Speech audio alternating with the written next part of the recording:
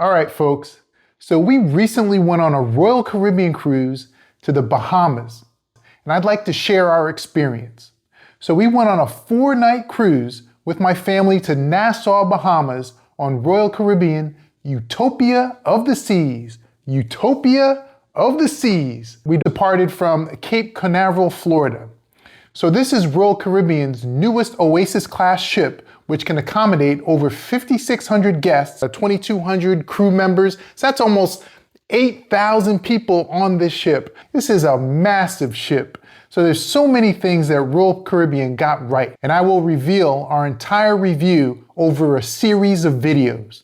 So in this first video, I'll focus on the pre-check-in process, the arrival, and the boarding process. So the focus of this review is to give you the tips and the insights to make your experience more enjoyable so you can get the most out of your cruising experience. Without further ado, let's get started.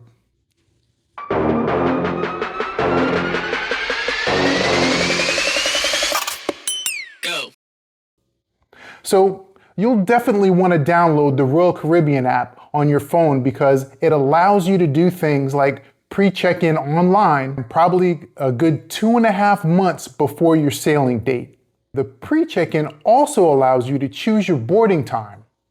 So the earlier you pre-check-in, the more boarding times you have to choose from. For example, my brother pre-checked before I did, and he was able to get a boarding time of 10 a.m.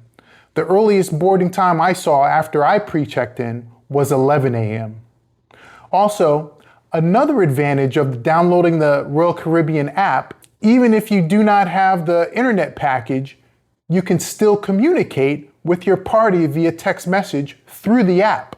If you don't have the internet package and you have others on the ship, then you will want to use this text message feature within the app so that you maintain communication with others in your party. All right, let me talk about the Royal Caribbean's best price guarantee. That is, if you find a better price on your package before the final payment date, you can request a price adjustment. These price adjustments are not automatic. You must call and request them. Now, when you pay for your package, it's best not to pay way in advance because if you request a cost adjustment, it could come in a form of onboard credit rather than your money back. So, internet packages, so several weeks before the sail date, you may see discounts on drink packages or internet packages on your account. And you may want to get them then. The lowest I remember seeing the price for internet was about $23 per day. And about 1 week out of sailing, we stopped seeing these discounts altogether. You had to pay a higher price. So you're paying higher for prices at the last minute. When it comes to gratuities, we prepaid the gratuities and paid about $216, which gave you a slight discount than what you would normally pay. So gratuities, the way they work is they're $18.50 per person per day.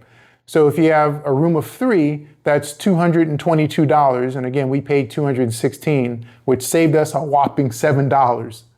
So the gratuities jump to $22 per day per person for suite rooms. So just keep that in mind, $22 per day per person. So prepaying your gratuities must be done no later than 14 days before you sail. Otherwise, Royal Caribbean closes that and they'll automatically assess your gratuities to your account the last night of your cruise. So prepaying also ensures you don't have to wait on customer service lines to pay them later. We paid about $2,800 for 3 packs for the inside balcony stateroom. For only 2 people, it would have been about $2,200. So it was only $600 to add my mother. When I booked the accessible room, no one asked to confirm any accessibility needs. Again, this is the wheelchair accessible room, but it was just like booking anything on a first come, first served basis. Just know, if you book it and you don't really need this wheelchair accessible room, then you could be denying someone who really needs that room. So the arrival was actually pretty smooth. The biggest thing that we had to deal with on the day of arrival was parking. I just did some online research and I found this off-site lot, portparkingspace.com, all one word. I'll put it in the link below. This was probably the best one. Some were too far, some had valet only parking, and we didn't want to deal with any of that. So I booked this maybe a week and a half in advance, and I ended up paying about $65 for the whole cruise. And that's for the whole 5 days.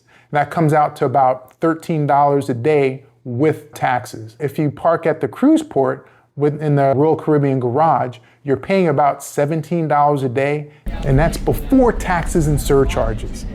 So portparkingspace.com also gave me a military discount of 15% with the military code. So if you're military, go ahead and use that. I'll put the code down in the description below.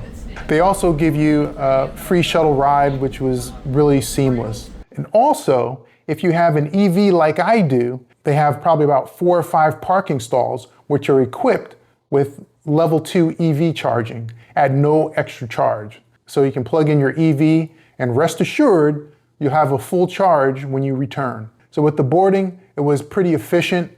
My mother, who's in her mid-80s, she needed the wheelchair assistance to board and deboard the ship.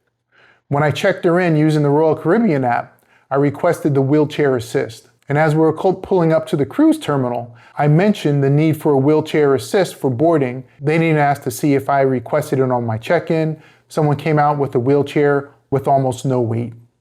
I know if they want you to print out your bag tags. I didn't do any of that. It wasn't a problem. So if you're not able to print out your bag tags or get special bag tags or whatever, don't worry about it. They will do it at the port. With the wheelchair assist, we went through a slightly different route than anybody else queuing to board, which queued us to the front of the security checkpoint. We did take 1 bottle of wine on the cruise. I believe the restriction was 1 bottle per person, and you go through the airport-style security checkpoint, so they will know if you have more than what you're supposed to. The first thing that you end up doing when you get to the ship is you go to your muster station or your assembly point. The staff there, they're really great. I didn't know this at the time, but apparently you can pre-check in at your muster station online. So once you're aboard the Utopia, the rooms aren't ready yet till about 1 or 2 p.m. You can eat up at one of the buffet dining halls, like the Windjammer on deck 14, or you're free to go to one of the 5 pools they have on board, or participate in any of the other onboard activities which are open. So we went up to the Windjammer and we ate lunch, and this is the only meal in the Windjammer where they actually have lobster tail. It was actually pretty good. So if you like lobster and lobster tail, head up to the Windjammer for that first lunch. In the next video, I'll get into the stateroom that we had, and we'll talk about the ship decor and the quality of the furnishings. I hope you got something out of this video. If you want to see more, please like the video and subscribe to this channel so you don't miss out. And I'll try not to disappoint. Until the next video, farewell for now.